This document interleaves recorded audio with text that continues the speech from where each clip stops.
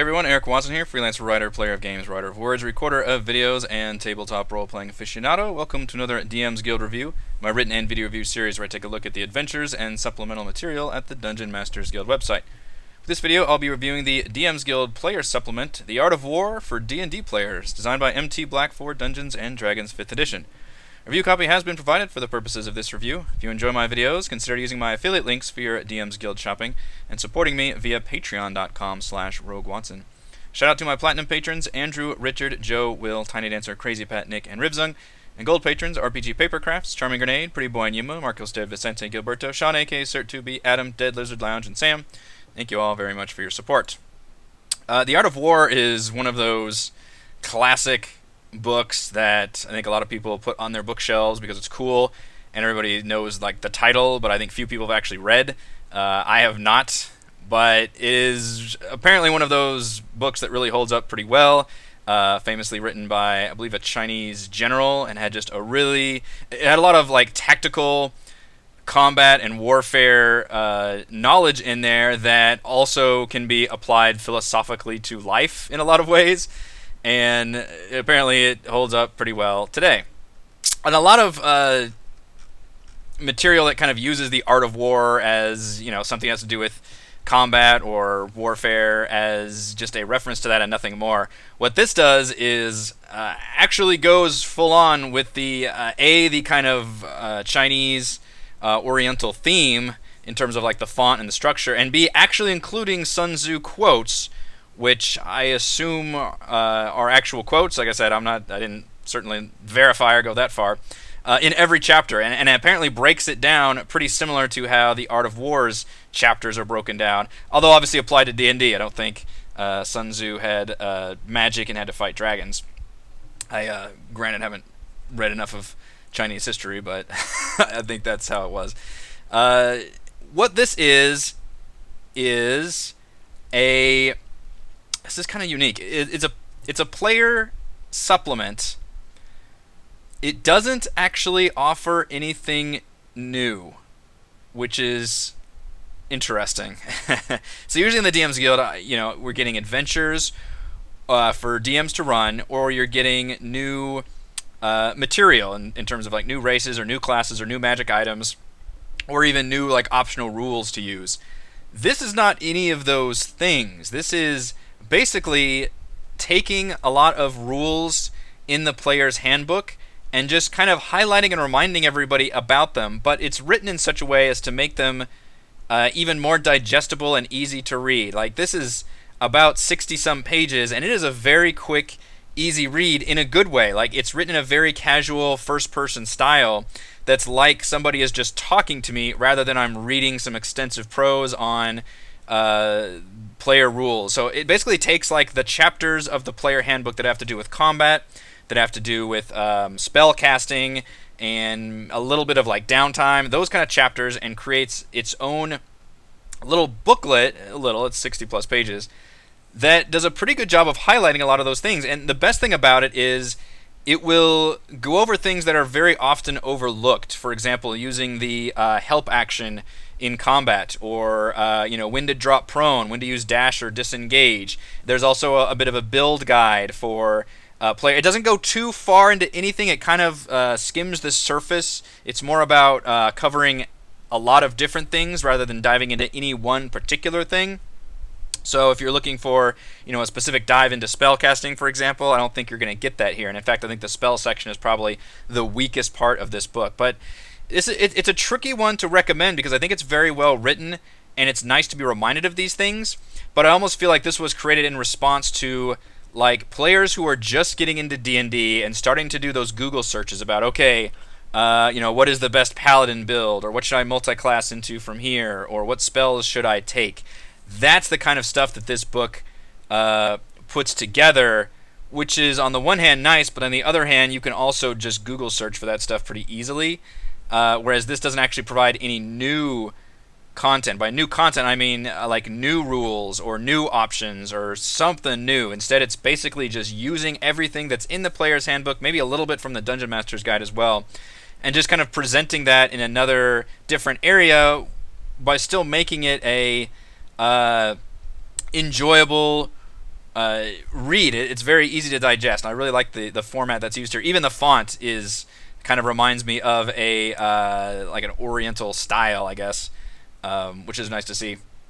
It's actually, like I said, made up of the chapters, as you can see here, the table of contents, which apparently these are similar to chapters. It says the following books divided into 13 chapters matching the original structure and themes of Sun Tzu's work, which is pretty cool, I think. So it has quotes at the top of each chapter from Sun Tzu, from The Art of War, which is really neat. And again, so I like the way that it went really far with the theme of like, no, this is the Art of War done D&D style. I'm not just calling it the Art of War because that's a cool name, in other words. So I do respect that.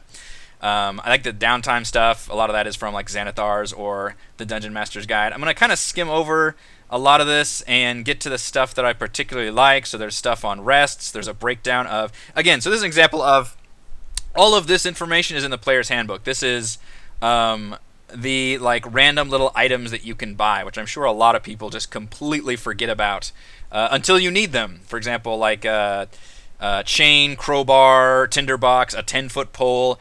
And partly what the author does here is just write like how and when can you use these things and what good are they, which is nice to have, but again, it's not providing any like new items that you could use or anything of that nature. It's just taking stuff that's already there and just kind of highlighting it.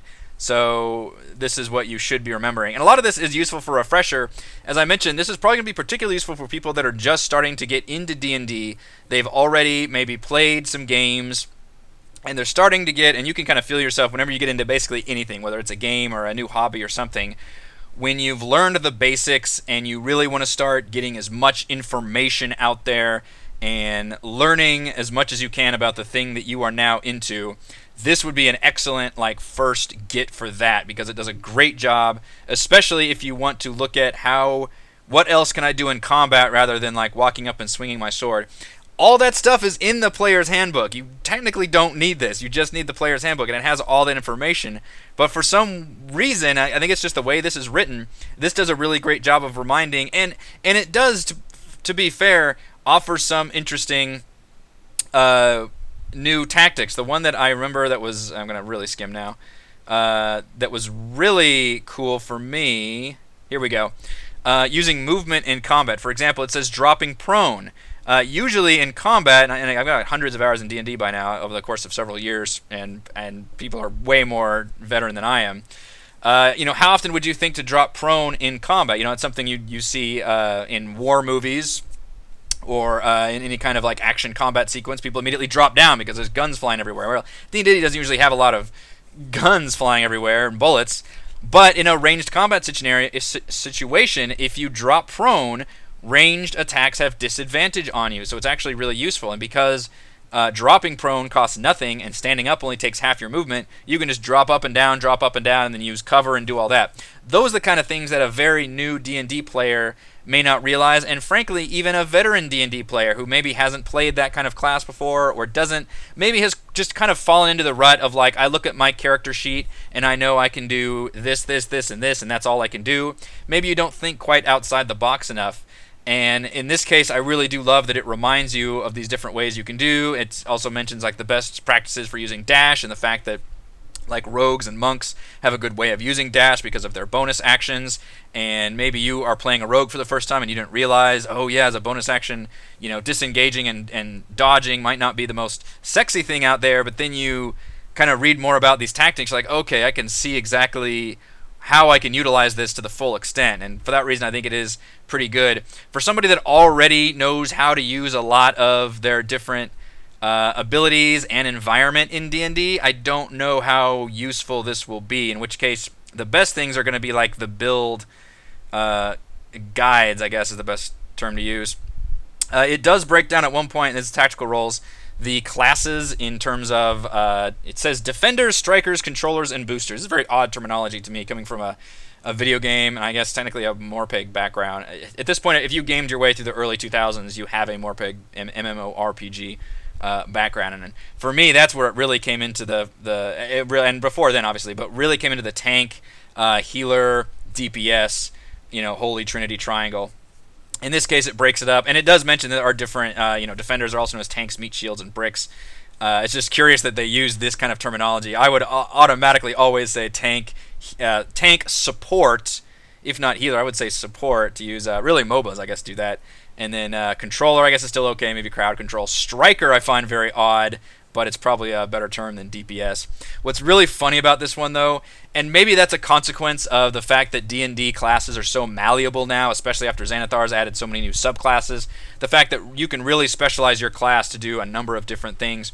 But if you look at the Striker section, it literally lists almost every single class in the game. So in other words, every single class in some way can be built towards dealing damage. And the nice thing is it doesn't just list them. It does have a little paragraph that mentions, like, clerics that follow the light domain gain access to Fireball and Flame Stripe, while Tempest gives you extra damage on weapon attacks, and the War domain gives you bonus weapon attacks from level 1. So it does mention very briefly the kind of builds that you want to take to go down these paths. And same thing if you want to make a tankier Warlock or a more supportive wizard or sorcerer, then obviously you would just take those kind of spells and those kind of subclasses. So it's a nice little section, but I just thought it was really funny how basically every class can essentially deal damage. I think Bard was the only one left out of here, or Bards.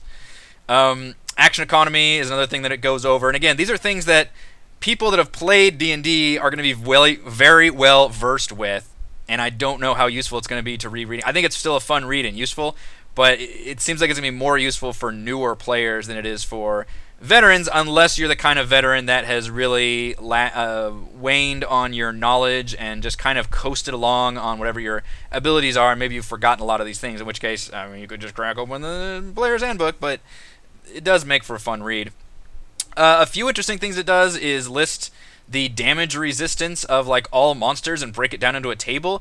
This gets dangerously close. I mean, this is metagaming, to be fair, and it even mentions the fact that somewhere in the text, the author mentions that the more you fight, the more knowledge you'll have over monsters, which is straight up metagaming, and a lot of different DMs will have different feelings about that. Most people tend to balk at it, but let's face it, it's almost impossible to separate the player's knowledge with your player's knowledge. Not impossible. I mean, good players, I think, can work with that, but in a way, you want to be like, okay, obviously that. I know this creature is immune to this kind of attack, but does my player really know, and do I really want to screw myself over by doing this? But I think the nice thing here is that it does mention the fact that, for example, Force, there is no creature in the monster manual that is immune to Force damage. It's like the most useful kind of damage. Oops. Whereas Poison damage, almost a third of the creatures in the monster manual are immune to, or resistant, sorry, it's resistant or immune to poison damage. So that helps you in terms of your build. If you're thinking of building like a themed wizard or sorcerer, some kind of elemental user, that maybe you want to shy away from poison if you want to min-max yourself a little bit, because poison might be the trickier one to use, or if you know you're up against a very certain kind of foe, then maybe you want to adjust your build in that direction. But that's just kind of an interesting table, just because I haven't actually seen a table like this broken down before in terms of resistances per creature. That's just one little section, though. And of course, since it is the Art of War, you get a lot of different tactics and advice on attacking. The fact that I feel like this is designed for people that haven't played like tactical video games before either. The fact that you have a front line and a back line, and where to put your tanks, where to put your DPS. All of this seems very, very obvious to me, but I know it's not very obvious to everyone who plays D&D, especially if you haven't come from a video game background, and specifically like a tactical, like chess, warfare, Fire Emblem, these kind of games, or like RPGs that have different party members, like an MMORPG, where you have to really be aware of what your role is and what you're supposed to be doing. If you know all that, then this is probably all very obvious to you. I think it's still a fun read. And very easy to read, and it does, apply some of that stuff to D&D. For example, it does list different attacks that can intercept different abilities that are coming in, abilities that can like taunt other enemies specific to D&D. Those are kind of nice to have. It just kind of lists them all in one place, which is nice. But a lot of these should be pretty obvious things, best practices that you would probably learn playing a lot of different kind of RPG multiplayer video games, I feel like. Probably my favorite section is about this one, Chapter 11, Situations and Combinations, which is an odd title, but essentially it's a build guide for classes, and it really breaks down each class, and this is very reminiscent of previous editions, because they had very like strict builds you had to take, and you really had to plan out your character from the beginning, which I'm glad 5th edition moved away from that. because it makes it a lot more user friendly when you don't have all these restrictions, limitations. You don't have a lot of like prerequisites on feats or abilities. Instead, the characters just straight up get stronger if you keep going. The only part that gets tricky is if you want to start multi-classing. Then you will have to plan ahead a little bit. And I think it's still fun to be able to plan and design your character, but you don't have to do that. And in fact, you can very easily kind of gimp your character a little bit, but I think 5th edition is a lot more forgiving than previous editions. But I like the way that it breaks down like recommended feats to use, which subclasses put you under which roles. For example, a bard that takes glamour and shadow as their subclasses will just be better about being the crowd controller, whereas you could be more of a spellcaster if you take the lore route. Again, pretty obvious stuff if you've really dived heavily and you've already read a lot about the Player's Handbook and Xanathars, and you're already making all these things in your mind, and you want to Google search and all that. It's nice to see here. But it's not anything that you wouldn't be able to find just by searching and talking to people on forums and whatnot. But there are some good. I'll tell you, I was really happy to see I believe it was under Warlock. It was either Warlock or Paladin. I think it was under Paladin. So I did a multi-class build where I essentially made like a Jedi type character by multi-classing Warlock and Paladin. And sure enough, at the last sentence in multi-class under Paladin says, dipping into Warlock is another great choice. It allows you to refuel your Divine Smite on a short rest, which, thumbs up to that. I can confirm that is a really fun character build to play if you can make it work. Because again, 5th edition has no restrictions, so hell yeah, Warlock Paladin. But it's a fun section to have, gives you pretty obvious, and I think Player's Handbook has a lot of these also, where it's like, hey, under the quick build section, where it's like, if you want to build a ranger, focus on dexterity and wisdom. Obviously, those are what all your different abilities are going to play off of. So it's not, and it's reflective of what this is. It's not a whole lot of new information, but it does a good job of just kind of organizing information and highlighting it to make it pretty easily digestible for everyone to be able to read.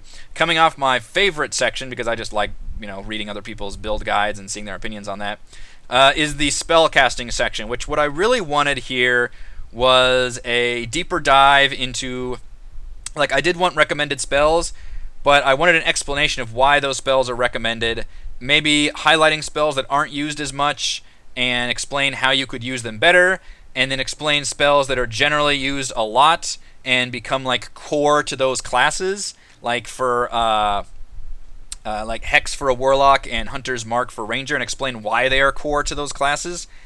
We really didn't get that at all here. I was really disappointed in the spell chapter. Instead, it just lists basically what spells you should take. This is just a list of what spells are under each category. So, for example, buffing, healing, and damage. And then it has recommended spells by class. But there's no explanation here about why you should take these particular spells. It's just like, here is the bare minimum of build guides. And this was really disappointing because I really wanted a better explanation of spells in general, which, granted, that might take an entire book on its own. Is like, here's a real spell guide. Without any new spells, we're just going to look at the existing spells. We're going to maybe rank them on what are the best spells, what are the weakest spells, and we're going to try to look at the weak spells and maybe determine how we could make them better, or here are some spells that are just pure garbage and they're just trap spells. Those kind of explanations I was really hoping to get, but instead we really got like the bare minimum, like, here are some recommended spells, but there's no real explanation of why that is. So let's go over, and that's pretty much the end of the chapter. Let's go over my pros and cons for The Art of War for D&D players. Pros, it does highlight tactical aspects of D&D that are often overlooked, such as using the help action or dropping prone in a ranged battle. That's probably one of the best parts of this book, is it reminded me and gives a few hints about the fact that the cover system is a thing that a lot of DMs and players will forget about. All of these things are in the Player's Handbook, but it does a good job of taking all that information and writing it out and laying it out in a way that's very easy and quick to read about and digest. And be like, okay, yeah, that's right. I can do all these different things. Pros: solid beginner class guides with recommended feats and multi-classes. I did like that section, despite it not being too advanced. But in terms of if you're going to do a surface level skim of a build, I think they are very, very useful. Pros: fun use of Sun Tzu quotes in every chapter. I thought that was pretty cool. They actually used Sun Tzu's actual quotes, presumably. And Pro, it's written in a casual, easy-to-read style. This is probably one of the most important parts of this book. If it was just a really dry retelling of the player's handbook, it would be, frankly, worthless. But it's written so well that it kind of elevates what I think is just okay material into pretty damn good material because of how well it's written and organized and laid out. Cons: no new rules or player options. There's really nothing new here to be found. It is just taking all the information that's already present in the player's handbook and Xanathar's and some of the DMG and just kind of presenting it in a different way with some opinions from the designer based on, best practices essentially. But there's no really like new content in here.